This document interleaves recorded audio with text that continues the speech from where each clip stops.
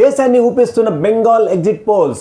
బెంగాల్లో ప్రధాన పార్టీలు తృణమూల్ కాంగ్రెస్, బీజేపీ, కాంగ్రెస్, ఐఎన్సీ వామపక్షాలు.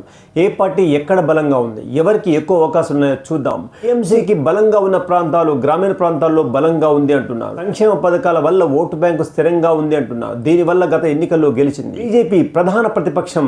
కొన్ని ప్రాంతాల్లో బలం పెరిగింది, కానీ మొత్తం రాష్ట్రం గెలవాలంటే ఇంకా బలం పెరగాలి అంటున్నారు. ఎగ్జిట్ పోల్స్ ఏం చెప్తున్నాయో చూద్దాం. బెంగాల్ మొత్తం సీట్లు 294. అందులో బీజేపీకి 140 నుంచి 170 సీట్ల వరకు రావచ్చని చెప్తున్నారు. టీఎంసీకి 120 నుంచి 150 వరకు సీట్లు రావచ్చు.